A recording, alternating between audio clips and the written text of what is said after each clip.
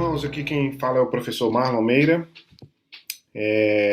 Vamos começar aí a nossa aula 6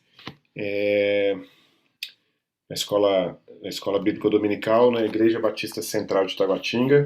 Quero dar as boas-vindas aos nossos irmãos da igreja que têm acompanhado essas aulas sobre provérbios que a gente tem utilizado essa revista, Um Guia para Viver Bem. E esse é a série Antigo Testamento, série número 6, que é exatamente do livro de Provérbios, né? Nós temos tido alguns irmãos, professores da Escola Bíblica Dominical aqui da nossa igreja, que têm oferecido essas aulas nas últimas semanas, né? O Jairo, por exemplo, o pastor Elias, que tem oferecido, Pedro, que tem oferecido essas aulas durante as últimas semanas, né? Então, coube a mim essa aula número 6. Haverá uma outra aula posteriormente, que será a minha também, mas coube a mim essa aula número 6. E essa aula número 6 é a sequência do capítulo 6 lá da revista, né?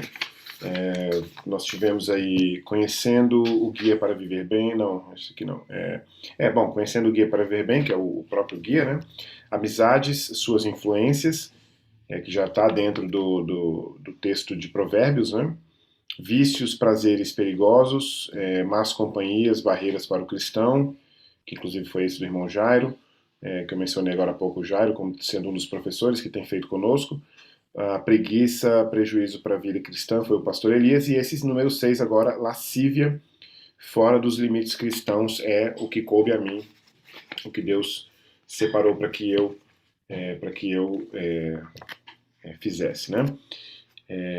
Bom, então mais uma vez eu quero dar as boas-vindas aos irmãos da Igreja Batista Central de Taguatinga, aos visitantes também, aqueles que foram convidados por alguém, seja da igreja, seja de fora, para assistir conosco essa série de provérbios. Quero dar as boas-vindas a vocês e quero também começar com uma oração nesse momento, pedindo a Deus que abençoe e acompanhe a gente durante esse momento. Pai, em nome de Jesus, nós buscamos a sua presença, buscamos o seu poder, a sua misericórdia, a sua atuação, a atuação do seu Santo Espírito em nossas vidas nesse momento. Te agradeço em nome de Jesus porque o Senhor tem nos separado para essa série de aulas na Escola Bíblica Dominical sobre o livro de Provérbios, livro esse a partir do qual nós temos muitíssimos conhecimentos, tanto espirituais quanto práticos para a nossa vida, como esse de hoje especificamente, bem prático para a nossa vida diária e para a nossa vida de testemunho, mas também para uma vida que procura agradar ao Senhor, Pai. Quem dera, Pai, se nós tivéssemos capacidade de colocar em prática todos os conhecimentos, todas as orientações que nós recebemos através da leitura do livro de Provérbios. Mas, de qualquer forma, nós temos confiança no Seu Espírito, de que é a partir da atuação do Seu Espírito em nossas vidas que nós seremos capazes de obedecer ao Senhor sempre mais e melhor, sempre com mais consciência também da necessidade e da alegria, Senhor, da obediência ao Senhor.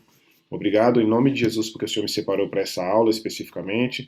Peço ao Senhor que me abençoe durante esse momento, abençoe também os irmãos, os amigos, queridos que vão assistir a essa aula. E eu peço ao Senhor, Pai, que seja um tempo de aprendizado para todos nós. Em nome de Jesus, amém. Muito bem, então temos aí lascívia, imoralidade sexual fora dos limites cristãos. Esses são os subtítulos da lição, né? O texto básico que nós temos para esse capítulo é a segunda metade, talvez eu poderia dizer, do capítulo 6 de Provérbios, portanto, a partir do versículo 20 até o final do capítulo 6, e o capítulo 7 todo. Eu coloquei aqui de 6:20 até 7:27, porque aí engloba o capítulo todo 7, né? Eu coloquei aqui um texto auxiliar com todas as citações bíblicas que a gente vai utilizar hoje, e eu queria ler. Eu sei que é longo, mas eu quero ler aqui com vocês esse texto, tá certo? Então, vamos lá então. Então vamos lá para a leitura desse texto aqui. Provérbios 6:20 até 7:27. Filho meu, Guarda o mandamento de teu pai e não deixes a instrução de tua mãe. Ata-os perpetuamente ao teu coração, pendura-os ao pescoço. A versão que eu uso é a versão Almeida, Revista e Atualizada. Quando caminhares, isso te guiará. Quando te deitares, te guardará. Quando acordares, falará contigo. Porque o mandamento é lâmpada e a instrução luz, e as repreensões da disciplina são o caminho da vida. Note que essa primeira parte do texto aqui, do 20 até aqui, eu tirei aqui os versículos, agora já não sei qual versículo é esse, mas note que essa primeira parte aqui é uma parte que justifica, né, o aviso, vamos dizer assim, né, que vai ser dado posteriormente já a partir do próximo verso aqui, ó. Ou seja, eu gosto de diferenciar o sentido das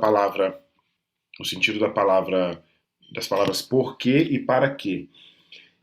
A palavra porquê tem a ver com o que vem antes, né? Então, portanto, é a causa. Isto aqui aconteceu porque aquilo ali aconteceu antes, né? E o para quê é o futuro, né? Então, isso aqui está acontecendo ou deve acontecer para que, né? Para que você faça isso ou para que não aconteça aquilo e assim por diante. Então, olha que interessante. Filho meu, guarda o mandamento de teu pai e não deixes a instrução de tua mãe. Então, é tudo isso aqui para quê, né? Ata-os perpetuamente ao teu coração, pendura aos pescoços e tal, e aí vem. Para te guardarem da vil mulher. Aí entra bem claramente que o título desse trecho aqui, desse trecho do capítulo 6, é exatamente orientações contra o adultério ou contra a mulher adulta, né? Deixa eu ver como é que tá. Depois eu vou olhar como é que tá na minha Bíblia aqui. Mas aí, para te guardarem da vil mulher e das lisonjas da mulher alheia. Não cobices no teu coração a sua formosura, nem te deixes prender com as tuas olhadelas. Até aqui seria algo ainda dentro de si, né? Ou seja, não cobices no teu coração e não te deixes prender pelas olhadelas. Por uma prostituta, o máximo que se paga é um pedaço de pão, mas a adúltera anda à caça de vida preciosa. Achei interessante pensar que seria uma diferença entre duas coisas ou duas pessoas aqui, prostituta e adúltera, as duas, obviamente, encaminhando para o pecado, mas uma delas que vale um pedaço de pão, né, ou seja, vale pouco, o que busca por pouco, né, enquanto que a outra busca por uma vida preciosa, busca pela vida preciosa, né. Tomará alguém no fogo no seio sem que as suas vestes se incendeiem? Ou andará alguém sobre brasas sem que se queimem os pés? Ou seja, será que você vai conseguir, será que alguém poderia, né, fazer qualquer uma dessas duas coisas sem ser tocado completamente pelo fogo aqui, né, pela brasa? Assim será com que se chegar à mulher do seu próximo. Não ficará sem castigo todo aquele que a tocar. Daí tem um trecho aqui que parece algo meio fora, mas tem um sentido. Ele coloca assim: não é certo que se despreza o ladrão quando furta para saciar-se, tendo fome, como se fosse uma espécie até de justificativa, né? Mas mesmo assim, ele é desprezível, desprezado, e ele, né, o ladrão, quando encontrado, pagará 7 vezes tanto, entregará todos os bens de sua casa. Acho que a impressão que dá aqui é que ele diz: imagina se não houver uma justificativa, vamos dizer assim, né? Estou dizendo que roubar para comer o pão seria uma justificativa, mas imagina quando não houver, né? O que adultera com uma mulher está fora de si, só mesmo quem quer arruinar-se é que pratica tal coisa. E aí, se você quer arruinar-se, então pratique tal coisa, né? Só mesmo quem não quer arruinar-se, obviamente, não praticará tal coisa. Achará açoites e infâmia e o seu opróbrio nunca se apagará, porque o ciúme excita o furor do marido, e não terá compaixão no dia da vingança. Não se contentará com o resgate, nem aceitará presentes, ainda que sejam muitos. Ou seja, mesmo que você tente remediar, não será aceito, né? Aí esse aqui já é o capítulo 7. Filho meu, guarda as minhas palavras e conserva dentro de ti os meus mandamentos. Guarda os meus mandamentos e vive, e a minha lei como a menina dos teus olhos. Ata-os aos dedos, escreva-os na tábua do teu coração. Dize à sabedoria, tu és minha irmã, e ao entendimento chama teu parente. Para te guardarem da mulher, a mesma coisa. Ó. Então aqui ele inicia dando a justificativa, ou dando a fonte, né, do conhecimento, da sabedoria, né? E aí vem para quê? Ó, para te guardarem da mulher alheia, da estranha que lisonjeia com palavras. Porque da janela da minha casa, por minhas grades, olhando eu, vi entre os simples, descobri entre os jovens um que era carecente ou carente de juízo, que ia e vinha pela rua junto à esquina da mulher estranha e seguia o caminho da sua casa à tarde do dia no crepúsculo, na escuridão da noite e nas trevas. Eis que a mulher sai ao seu encontro, lhe sai ao encontro, com vestes de prostituta e astuta de coração. É apaixonada e inquieta, cujos pés não param em casa. Ora está nas ruas, ora nas praças, espreitando por todos os cantos.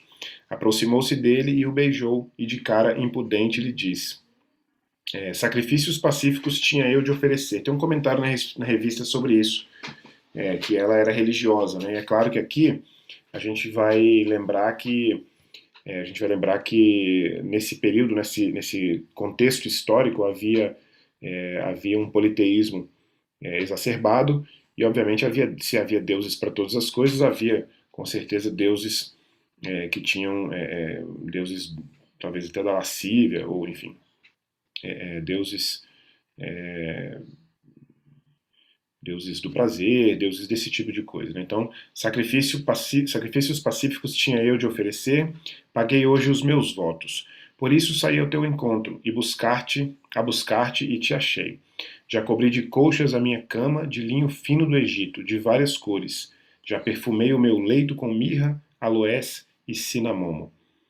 Vem, embriaguemo-nos com as delícias do amor até pela manhã, gozemos amores.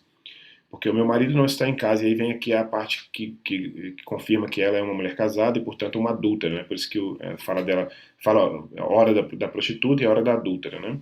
Porque o meu marido não está em casa, saiu de viagem para longe, levou consigo um saquitel de dinheiro, só por volta da lua cheia ele tornará para casa. Seduziu-o, aí já muda aqui, né? Seduziu-o com as suas muitas palavras, com as lisonjas dos seus lábios o arrastou, e ele num instante a segue, como o boi que vai ao matadouro, como o cervo que corre para a rede, até que a flecha lhe atravesse o coração, como a ave que se apressa para o laço, sem saber que isso lhe custará a vida. Eu acho interessante que a ave não sabe que isso lhe custará a vida, mas nós que estamos lendo aqui o alerta, né, a orientação, sabemos que isso custará a vida, né? Agora, pois, filho, dá-me ouvidos e sê atento às palavras da minha boca. Não se desvie o teu coração para os caminhos dela, e não andes perdido nas suas veredas, porque a muitos feriu e derribou, e são muitos os que por ela foram mortos. Olha, tá vendo? Então a gente já sabe, né, que custará a vida, né? A sua casa é caminho para a sepultura e desce para as câmaras da morte.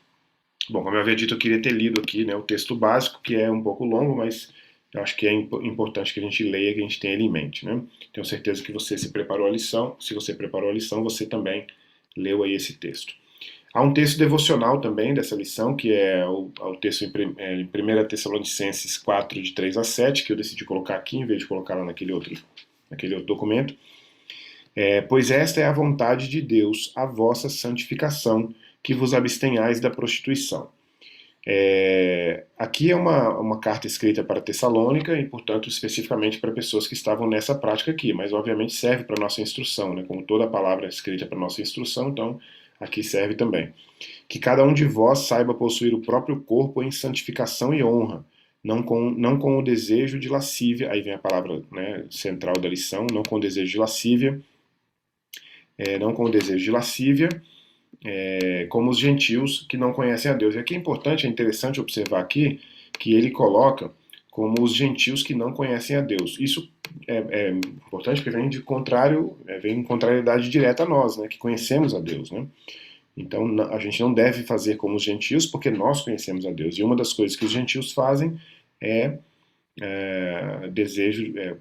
usar o próprio corpo, né, possuir o próprio corpo com desejo de lascívia. E que nesta matéria ninguém ofenda nem defraude a seu irmão, porque o Senhor, contra todas essas coisas, como antes vos avisamos e testificamos claramente, é o vingador. Porquanto Deus não nos chamou para a impureza, e sim para a santificação. A santificação é a separação do pecado, né? A gente está sempre num processo de santificação e, portanto, a gente está num processo de separação do pecado. o pecado para o crente é um mero acidente, né? E olha que, mesmo sendo um acidente, é possível não cometer pecado. Quer dizer, eu vou dizer algo meio polêmico, meio difícil de compreender, meio difícil de concordar, inclusive, mas há um versículo na Bíblia, e esse versículo é 1 Coríntios 13, não é primeiro, não é segundo, 2 Coríntios 13. Esse versículo nos diz algo muito importante. Primeiro, segundo, não é primeiro, é segundo. 2 Coríntios 13. Ele diz que não sobreveio sobre nós tentação que não fosse comum aos homens ou que não fosse humana. Deixa eu colocar aqui na versão que eu geralmente uso. Eu sempre procuro já assim que já caiu onde eu quero. Então tá aqui, ó.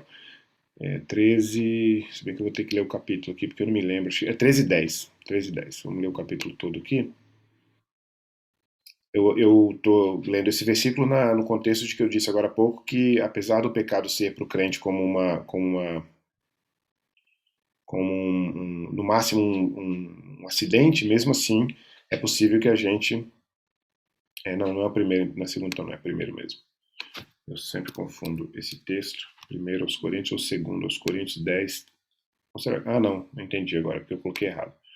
Não é 13, é 10:13. Ou é 13. Deixa eu ver. Vou achar. Tenhamos paciência. É bom que a gente ache a palavra de Deus para referendar o que a gente está dizendo aqui, né? Deixa eu ver se é segundo aos Coríntios 10:13. Não. Então vamos ver se é 1 Coríntios 10:13.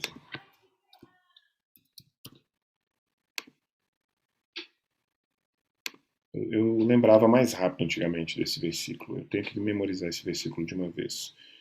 10:13. É esse aqui, ó. Vou pegar ele aqui e vou copiar ele naquele lugar onde a gente está lendo maior lá. Então tá aqui, ó. 1 Coríntios 10:13.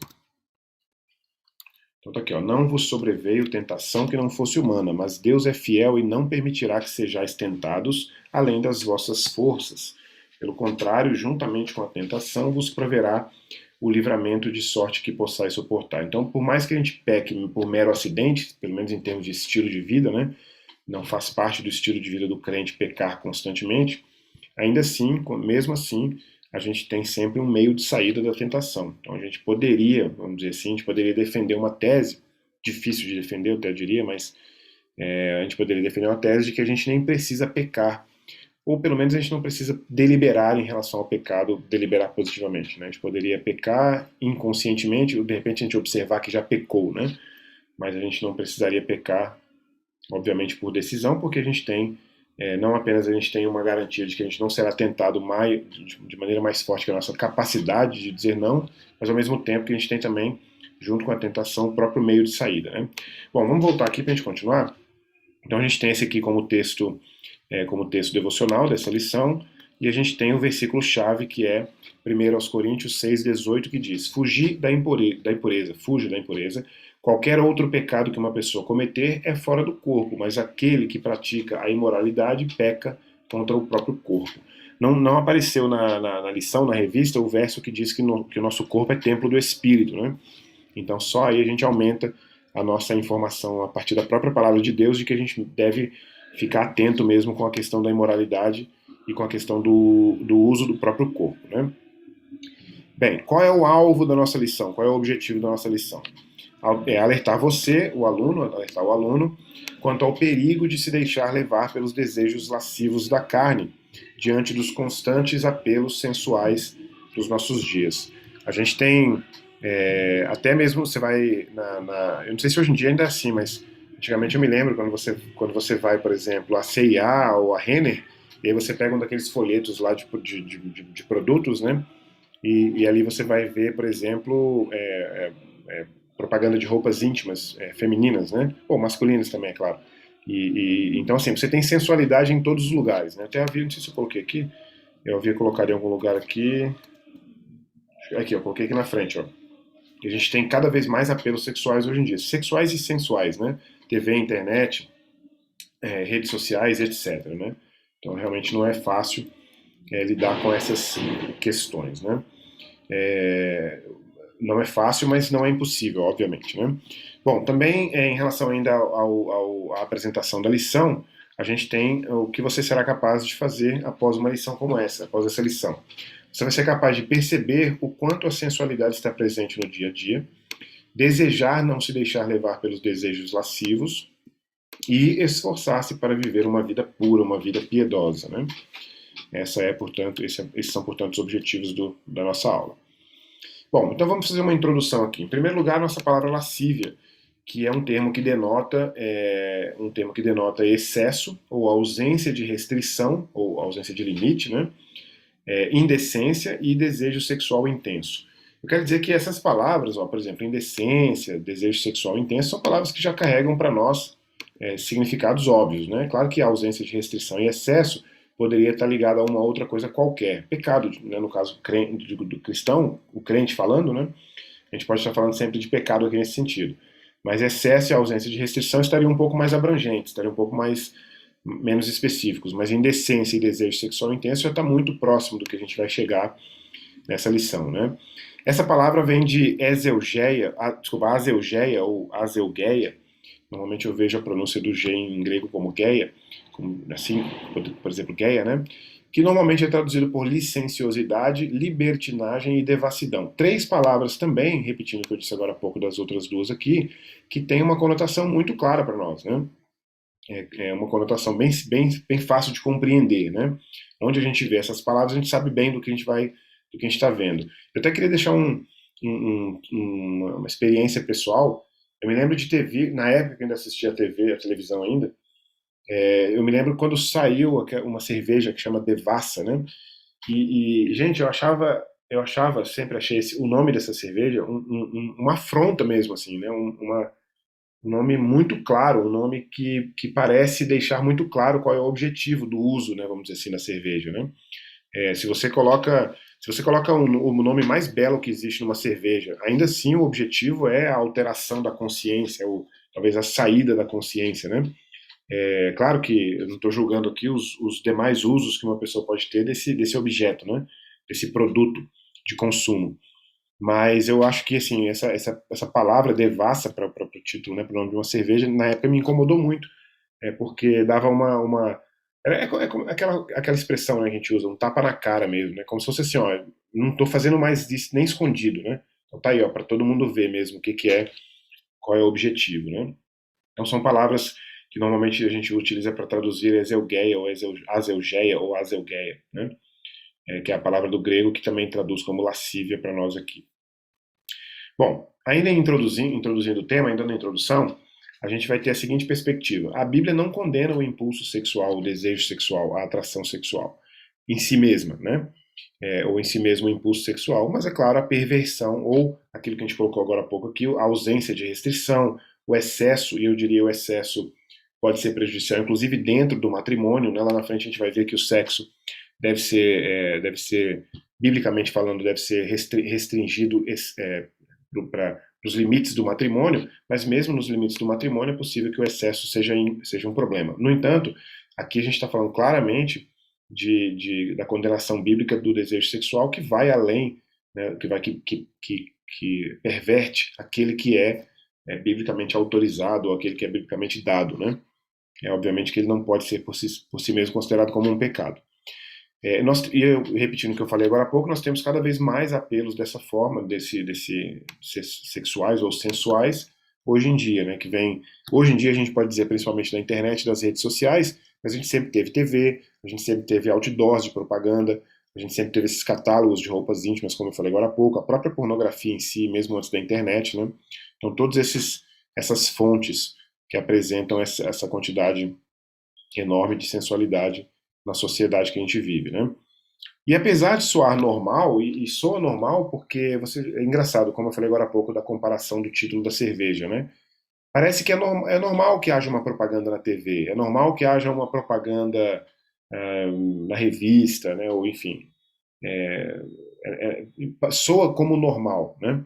Soa como normal. Mas é interessante lembrar que essa sensualidade excessiva que a própria sociedade parece ver como normal é a causa, vamos dizer assim, o fator normalidade é o que leva, né, a causas como famílias destruídas, filhos abandonados, a indulgência, que é o que? O comprazimento, né, o apetite sexual, ou seja, tudo se torna muito normal. Aliás, o oposto disso se torna tão anormal que inclusive passa a ser julgado, né, como, não sei, por exemplo, o homem que não conversa sobre isso no seu grupo lá da escola ou do trabalho, né, ou de qualquer, né, outro lugar que seja, pode inclusive até ser perseguido ou ridicularizado porque não participa desse tipo de apelo, né, que é tão comum a todas as pessoas, né? Ou quer dizer, a sociedade, vamos dizer assim, né?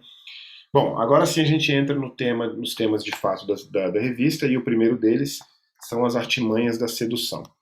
E aí a gente vai ter o seguinte, a gente vai ter, o nosso estudo vai ser repleto de leituras bíblicas que a gente vai fazer aqui, exatamente para referendar aquilo que a gente está propondo nas escrituras, né? Então a gente tem, de que forma a sedução pode acontecer. Então vamos lá, a gente dá uma olhada em Efésios 4, 29. Então Efésios 4, 29, está lá no começo, depois do texto mais longo.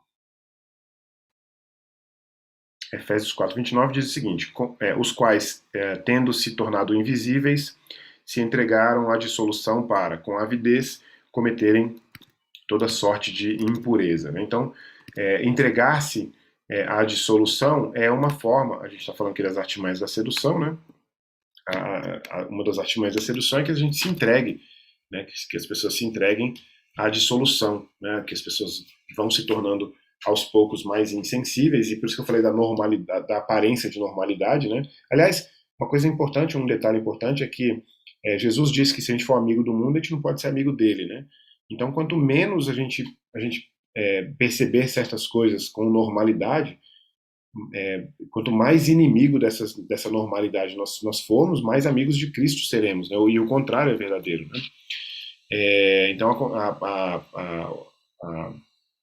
a conversa sedutora, por exemplo, é uma delas, né? Então, você está no meio de uma conversa e, de repente, você vai se envolvendo na conversa. E eu estou dizendo aqui não num dia, num momento só, mas durante o tempo, né? Você tem, por exemplo, eu trabalhei em escolas, eu trabalho em escola, né? Eu sou professor.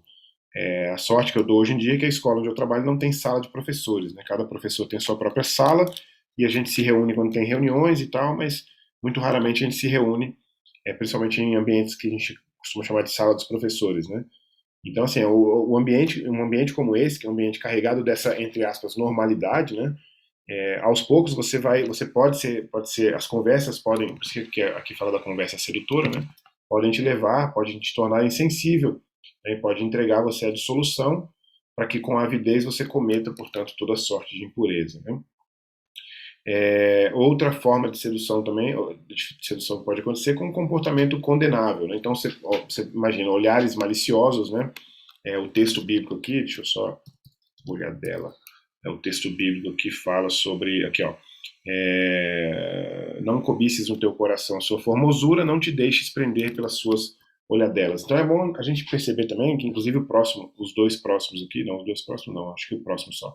O próximo aqui é importante lembrar que, na perspectiva cristã e bíblica, e obviamente na perspectiva de um testemunho biblicamente correto, né, a gente tem que tomar cuidado com as vestimentas também provocantes, né?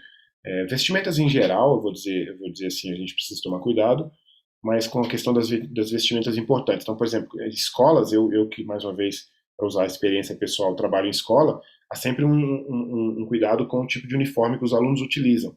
E também com a roupa que os professores utilizam, já que eles estão ali próximos de adolescentes constantemente, né? Na minha escola, por exemplo, tem um código de escrito, né? O aluno tem acesso, os professores têm acesso também. Então, olhares maliciosos, vestimentas provocantes, elogios lisonjeiros, né? São todas, além das próximas que a gente ainda vai ver aqui, são todas formas de sedução que podem acontecer. E elas podem acontecer, a gente pode cair nessas formas de sedução, né? Pode cair nos olhares maliciosos, nas vestimentas provocantes e tal, nos elogios, mas aí a gente tem que tomar um cuidado dobrado, porque a gente também não pode fazer, a gente não pode pecar nesse sentido passivamente, mas também não pode ativamente, né? A própria ação, não pode ser o agente disso.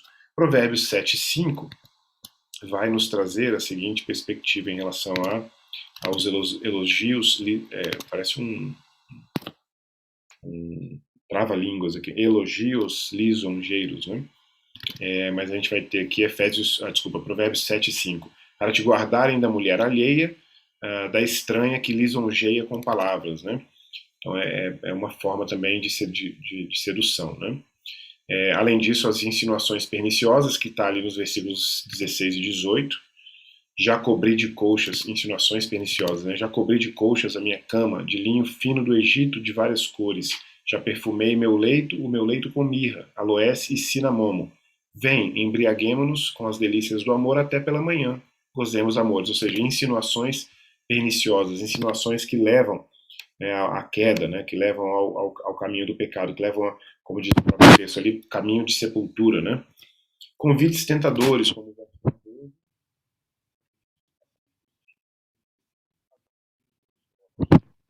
claro que é um contexto muito pessoal, muito pontual, no contexto da época, né? Eu acho que seria um pouco menos comum, talvez mais difícil, que alguém pudesse fazer um convite tentador falando algo desse sentido aqui, né? Algo mais ritualístico ou inclusive religioso mesmo, né? Mas o 21 e o 23 estão um pouco mais claros. Ó. Seduziu-o com as suas muitas palavras, com as lisonjas dos seus lábios o arrastou. E ele, num instante, a segue como o boi que vai ao matadouro, como o cervo que corre para a rede até que a flecha lhe atravesse o coração, como a ave que se apressa para o laço, sem saber que isso lhe custará a vida. Né? Então são as artimanhas ainda da sedução, e nesse sentido aqui os convites tentadores. Né? Convites esses cuja resposta deve ser um imediato não, né? Um imediato e um firme não, né? Bom, seguindo ainda a nossa orientação da revista, a gente teve as artimanhas da sedução, mas a gente tem agora o plano de fuga, né? Bom, no plano de fuga a gente tem os conselhos. Então, quais são os conselhos? Vigie sempre sua mente e coração, como o Provérbios 7:25 nos diz, não se desvie o teu coração para os caminhos dela e não andes perdido nas suas veredas. Então vigie sempre sua mente e o seu coração. Filipenses 4:8. Finalmente, irmãos, tudo o que é verdadeiro, tudo o que é respeitável, tudo o que é justo, tudo o que é puro, tudo o que é amável, tudo o que é de boa fama. Se alguma virtude há e se algum louvor existe, seja isso, aí vem o final que é muito importante, né? Seja isso que ocupe o vosso pensamento. Então, a própria revista tem uma frase, uma frase que eu achei interessante, apesar dela não ser 100% abrangente, mas é verdadeira, que diz que aquilo que a gente pensa tende a aquilo em que pensamos constantemente acabamos fazendo. Ou seja, se você obedecer a Paulo, quando Paulo diz, finalmente, irmãos, eu gosto de ler a Bíblia, muitas vezes, eu gosto de ler a Bíblia substituindo algumas palavras pelo meu próprio nome. Então, por exemplo, finalmente Marlon, né, aí como se estivesse dizendo exatamente para mim, né? Finalmente Marlon, tudo o que é verdadeiro, tudo o que é respeitável, tudo o que é justo, tudo o que é puro. Aliás, é interessante que tudo o que é verdadeiro, não só apenas alguma coisa daquilo que é verdadeiro, né? Tudo que é puro, tudo que é amável, tudo que, aliás, amável que é uma palavra muito importante porque é uma palavra tão abusada hoje em dia, né? Porque a palavra amor é uma palavra sentimental, quando na verdade a Bíblia diz que Deus é amor, né? Então tudo que é amável significa dizer tudo que é divino, porque Deus é amor, né? Tudo que é de boa fama, se alguma virtude há e se algum louvor existe, Marlon, eu sempre, né, coloco meu nome. Seja isso, Marlon, que ocupe o vosso pensamento. Então acho interessante, é um exercício que eu acho que ajuda, né? Outro conselho, fique longe das situações sedutoras. O próprio Provérbios 7:25, mais uma vez, né, dá aí essa perspectiva. Não se desvie o teu coração para os caminhos dela, ou seja, fique longe, né? Fique longe das situações sedutoras, né? E não andes perdidos nas suas veredas. 1 aos Tessalonicenses 5:22 diz o seguinte: abstende-vos de toda forma do mal. Abstende-vos de toda forma do mal, ou seja, não tome a forma do mal, né? Então, onde houver a forma do mal, fuja, fique longe, né? Fuja correndo se puder, né? Mais um conselho, procure olhar além das aparências. Eu achei interessante colocar isso aqui por conta própria. Procure calcular as consequências, né? Tem um texto em que Jesus fala sobre ninguém entra num projeto para construir um prédio, acho que é um prédio, se não me engano, uma casa, ou alguma coisa que seja, sem calcular, né, os custos e tal, para que depois, e ele ainda fala para que depois que começar a fazer, né, a obra e não conseguir terminar porque não calculou o custo, não ficar envergonhado em público, né? Ou seja, procure olhar além das aparências. Provérbios 7, 26 e 27 diz o seguinte: porque a muitos feriu e derribou. Ou seja, se procurar olhar além da aparência, significa ver o resultado, calcular o resultado. O que vai acontecer? A aparência, a aparência parece agradável, né? Chamativa e tal, sedutora, né? Esse tipo de sedução não tende a ser ruim, né? Mas além dessa aparência, o que há, né? Então haverá ferida, haverá queda, né? Haverá morte, haverá. E esse é o caminho para a sepultura, portanto, morte, e mais uma vez desce para as câmaras da morte. Né? Então, se essas três coisas aqui, ferimento, queda e morte dita de três formas, não for suficiente para calcular, né, para olhar além das aparências, né? Ainda tem, ainda no plano de fuga, além dos conselhos, nós temos, aliás, dentro dos conselhos nós temos seguir o mapa das escrituras. Então aí tem um texto mais longo, que é o Provérbios 5, de 3 a 20, eu coloquei ele aqui. Porque os lábios da mulher adúltera destilam favos de mel, e as suas palavras são mais suaves do que o azeite. Mas o fim dela é amargoso como o absinto. O fim da acho que aqui os lábios, o fim da mulher adúltera, o fim desse uso, né? Agudo como a espada de dois gumes, os seus pés descem à morte, tudo confirmando aquilo que foi dito no capítulo 7 e 6 ali, né? Ou esses aqui sendo anteriores, os outros lá confirmando esses aqui, né? Os seus passos conduzem ao inferno. E aí que deixa bem claro que é para o inferno, né? Não é uma morte digna, né? Ela não pondera a vereda da vida, anda errante nos seus caminhos e não os sabe. Agora, pois, filho, dá-me ouvidos, e não te desvies das palavras da minha boca. Afasta o teu caminho da mulher adúltera, e não te aproximes da porta da sua casa, para que não des a outrem a tua honra, nem os teus anos a cruéis. Morrer antes do tempo, vamos dizer assim, na mão do cruel, né? Então, dá os teus anos aos cruéis. Para que dos teus bens não se fartem os estranhos, e o fruto do teu trabalho não entre em casa alheia e gemas no fim da tua vida, quando se consumirem a sua carne e o seu corpo, e digas como aborreci o ensino, e desprezou o meu coração a disciplina, e não escutei a voz dos que me ensinavam, nem a meus mestres inclinei os ouvidos. Engraçado isso porque está muito bem avisado, né? E me parece que essa é uma das consequências, né? Às vezes a gente pensa que a consequência é aquela muito clara, o divórcio, a vergonha, a morte, mas há também o arrependimento. Olha aqui, ó, a própria pessoa dizendo, desprezei, né? O meu coração desprezou a disciplina, não escutei a voz dos que me ensinavam, enfim. Quase me achei em todo o mal que sucedeu no meio da assembleia da congregação, a exposição pública, né? Bebe a água da tua própria cisterna e das correntes do teu poço. Derramar-se-iam por fora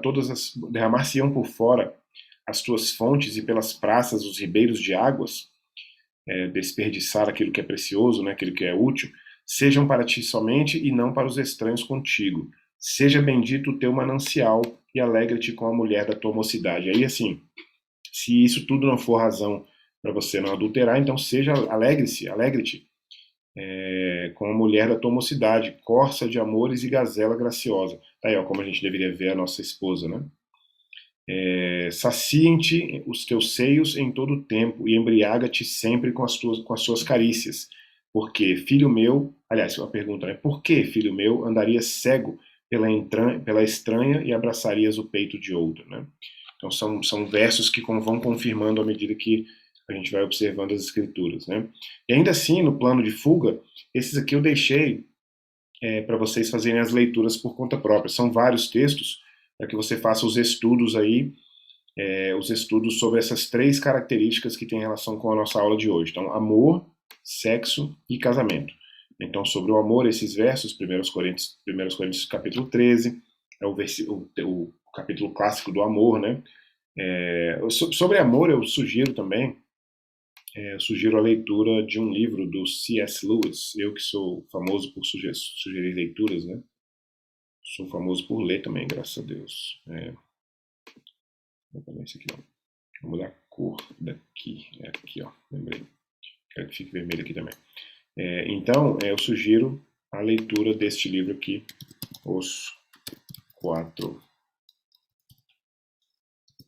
Amores, do C.S. Lewis. Porque a gente confunde muito essas expressões, né? O amor é uma palavra que tem muitas conotações. Pelo menos a gente tem 4 palavras em grego que foram todas traduzidas como amor, né? Então você vai ter ali, eu não me lembro das 4, mas você vai ter o amor divino, né, de Deus agora mudou tudo. Você vai ter o amor de Deus para conosco, que é o amor ágape, esse eu me lembro. Você vai ter o amor eros, que é o amor... você vai ter o eros, que é o amor, né, do homem pela mulher, pela esposa e tal. Aliás, deixa eu tirar ele aqui e colocar ele aqui. Esse aqui é o ágape. Deixa eu pegar um acento aqui se eu for escrever em português. Ágape. Você vai ter o amor... eu esqueci a expressão que a gente usa. Filo. É bom, o amor filo, tipo a filosofia, o amor ao conhecimento, né? Vou colocar filo aqui. E tem um outro que eu acho que é o amor pelos amigos e tal, né? Mas enfim, você tem 4 palavras que são traduzidas em português como amor. E é possível que você... Aliás, é possível não. Com certeza o tempo todo a gente vê as pessoas falando sobre amor como se fosse a coisa mais comum, a coisa mais fácil de se encontrar. Qualquer relacionamento que eu tenho, né, que uma pessoa tem pela outra é amor, né? E assim por diante. Então é importante lembrar que a palavra amor tem as suas conotações e é importante que nós, como cristãos, saibamos dessas conotações. Aliás, tem até uma coisa interessante que eu não sei se você já havia se deparado com essa informação. Quando Jesus pergunta para Pedro se Pedro o ama, a primeira vez que Jesus pergunta, ele pergunta com a expressão ágape. E aí Pedro responde... Não, pergunta com a expressão... Deixa eu ver se eu me lembro como é que é a história. Ele pergunta com a expressão amor de amizade, né? Então, se você me ama como amigo, sim, Senhor, tu sabes que eu te amo, né? Segunda vez, você me ama mesmo? Sim, Senhor sabe que eu te amo. E aí, quando ele pergunta pela terceira vez, ele pergunta o amor ágape. E aí a ideia, ele muda o texto. Deixa eu ver se eu consigo achar isso aqui sem muita demora. Pedro, tu me amas, Bíblia. Ah, tá, tem um original aqui, ó. Pedro, tu me amas. Bom, na busca assim é que se encontra isso aqui, ó, original. Como entender as palavras do amor, no diálogo, vamos ver se isso aqui funciona. Vamos ver se isso aqui tá legal. Mas isso é importante, porque às vezes a gente não sabe lidar nem mesmo com a palavra. Aqui, ó, as 4 palavras, inclusive, estão aqui, ó. Ágape, filéu, estergo e eros. Ágape é considerar com reverência, admirar. No grego clássico significava saudar afetuosamente. A sua grande diferença com filéu é que agapau não tem nada, ou ágape, né, não tem nada do calor e da afetividade que caracteriza o filéu. Filéu é olhar para alguém com afetuosidade, traduzido por beijar. Estergo, eros, deixa eu ver aqui, quando ele fala de Pedro. Aqui ele não... Deixa eu ver... Bom, aqui ele não está chegando onde eu quero, mas o que eu já ouvi uma vez foi que, nesse sentido aqui, quando Jesus pergunta pela terceira vez e Pedro se entristece, a gente às vezes pensa que Pedro se entristeceu porque Jesus insistiu na pergunta muitas vezes, né? Como se fosse assim, por que o Senhor está insistindo, por que Jesus está insistindo tanto na pergunta? Será que ele não acredita na minha resposta? Eu já disse que sim 2 vezes. Só que na verdade ele pergunta sim naquele amor possível e fácil de Pedro dizer que sim. Você me ama como amigo, está aqui comigo como discípulo, né? Você me ama como amigo? Sim, Senhor, o Senhor sabe que eu te amo. E aí pergunta de novo, ama mesmo? Me ama como amigo? Sim, o Senhor sabe que eu te amo. Daí ele fala, você me ama como eu te amo? E aí ele entristece e diz, tu sabes, né? Ou seja, o Senhor sabe que não, porque eu não tenho capacidade de amar como o Senhor me ama. Enfim, eu dei uma digressão aqui, mas eu acho que é interessante para ilustrar a importância do amor nesse estudo que eu quero que você faça aí com esses versículos e esses capítulos aqui. Além disso, o sexo, você vai olhar Êxodo 20, 14, Marcos 10, 19 e assim por diante, outros textos. E sobre o casamento também, o Efésios 5 talvez seja o mais comum, né, o mais clássico é sobre o casamento, né, que a gente utiliza. E chegamos à nossa conclusão, que é a seguinte: a sua principal fonte de orientação deve ser a palavra de Deus, o Espírito Santo e, por fim, a própria consciência, em vez de opiniões populares. Eu gosto da conclusão que a revista coloca, a consciência, a nossa consciência, como uma das fontes, né, de orientação, mas é claro que a gente deve estar considerando aqui que a gente está falando de alguém em quem habita o Espírito de Deus, né? E é por isso que a gente está sempre orientado, a gente é sempre orientado pelo Espírito, né? Quando a gente está diante, por exemplo, de uma situação de pecado, a gente se sente, o fato de a gente se sentir, eu me lembro de ter tido essa conversa com um pastor uma vez, não com o pastor, o nosso pastor Mateus ali, mas de ter tido essa conversa com o pastor uma vez e o pastor alertar para a seguinte situação: o fato de você achar estranho essa ou aquela coisa que é pecado, né, já significa, de achar estranho, de não conseguir fazer, já significa claramente que você tem o Espírito de Deus habitando em você. Por quê? Esse tipo de conduta não é estranho para a sociedade. As pessoas podem até não fazer por uma moral específica, por um momento específico, por uma inclinação, talvez, ou a ausência de uma certa inclinação, né?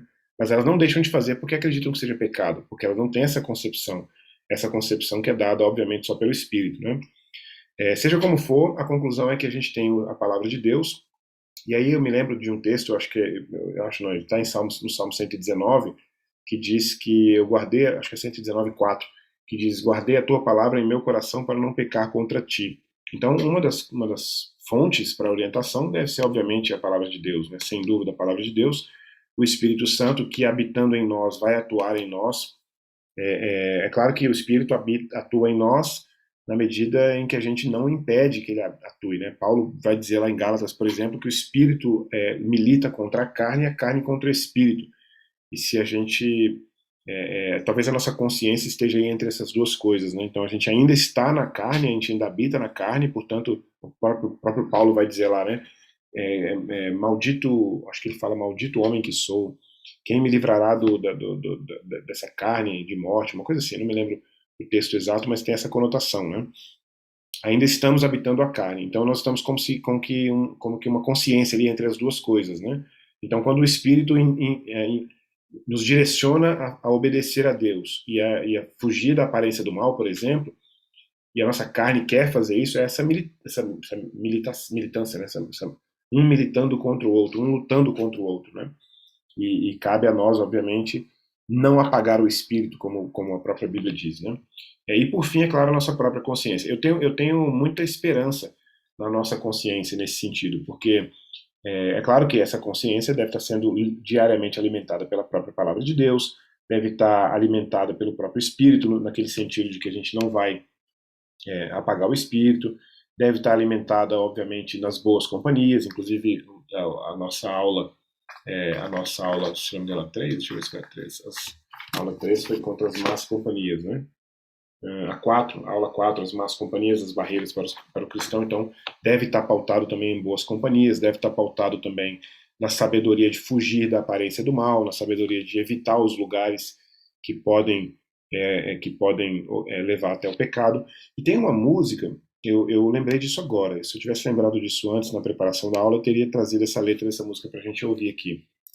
É uma música do Casting Crowns, que é uma música cristã, mas eu não vou lembrar o nome, mas eu vou lembrar a frase, que é uma música que diz que a queda,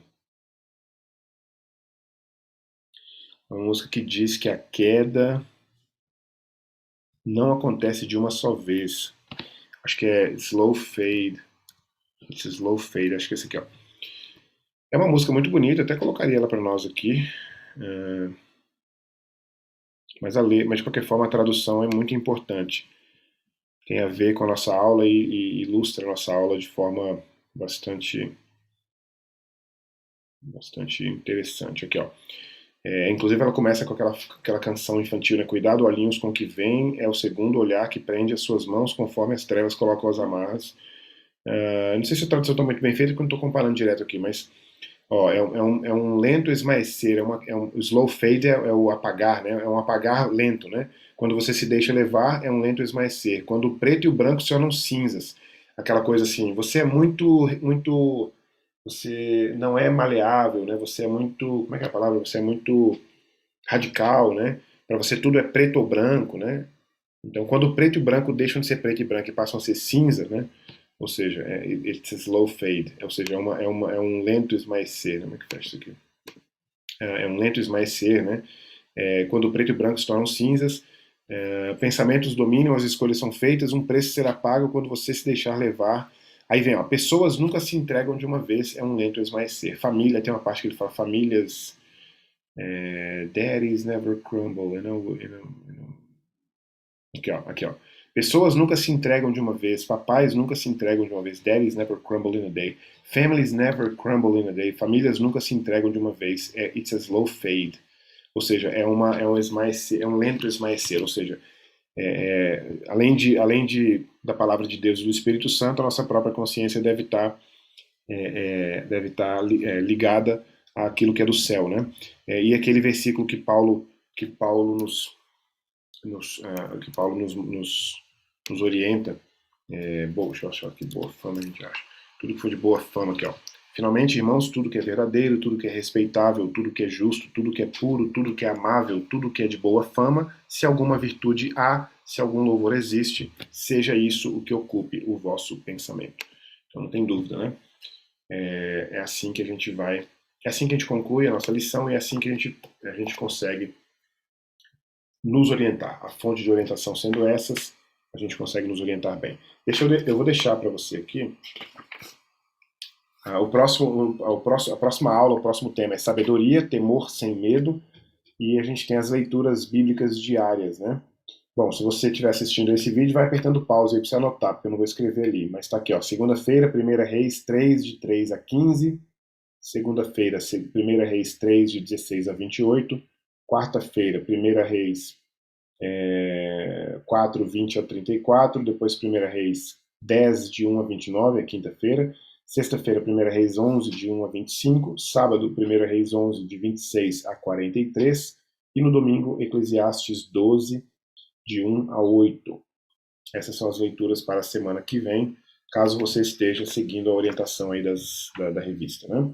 Então, próxima aula, sabedoria. E essa aula de hoje conosco aqui foi lascívia. Então vamos orar mais uma vez para a gente encerrar a nossa aula. Muito obrigado aí pela presença de cada um de vocês. Apesar de ser uma aula gravada, eu quero crer que a gente tem um bom número de pessoas acompanhando essas lições aqui sobre provérbios e essa aula de hoje na sequência também. Pai, nós te agradecemos em nome de Jesus pela sua palavra, que é verdadeira, que é viva, que é eficaz. Obrigado pelo seu Espírito, Pai, que apesar de habitar em nós um corpo cheio de pecado, nos milita contra a carne, Pai. Eu te peço que nós estejamos sempre preparados espiritualmente, pelo Senhor, inclusive, a obedecer a permitir, Pai, que o Espírito tenha mais autoridade em nossa vida do que a própria carne. Te peço que o Senhor também nos abençoe, buscando na Sua palavra orientações para que a gente seja obediente ao Senhor e também que a nossa consciência, Pai, seja moldada diariamente, santificada diariamente, para que nós encaminhemos a nossa vida de forma a agradar ao Senhor em primeiro lugar e não a nós. E que nosso agrado, que aquilo que agrade a nossa vida seja agradar ao Senhor e que a gente seja, Pai, capaz de fazer os sacrifícios diariamente que são requeridos do Senhor. Eu sempre costumo lembrar e agradecer ao Senhor que o Senhor fez o maior de todos os sacrifícios. Além de o Senhor ter feito todos os sacrifícios aqui na terra, claro, quando esteve entre nós, nos ensinando, o Senhor também fez aquele sacrifício máximo, Pai, que foi morrer na cruz pelos nossos pecados. É muito covarde da parte da gente quando a gente não faz sacrifícios pequenos e eu te peço que o Senhor nos abençoe e santifique a nossa consciência diariamente para que nós sejamos capazes de fazer aqueles sacrifícios que o Senhor requer, aqueles sacrifícios que vão agradar ao Senhor em primeiro lugar e que a gente não se conforme, Pai, como diz Paulo, que a gente não tome a forma desse mundo, mas para que a gente vá sendo renovado, renovando a nossa mente diariamente, Pai. É a nossa oração de gratidão por esse dia de hoje, por essa aula, para a honra, para a glória e para o louvor do nome do Senhor, Pai. Amém. Amém, meus irmãos? Então, até a próxima. Bom, até a próxima semana vai ser sabedoria. Eu estarei de volta com vocês em uma outra lição posteriormente. Até mais, Deus abençoe.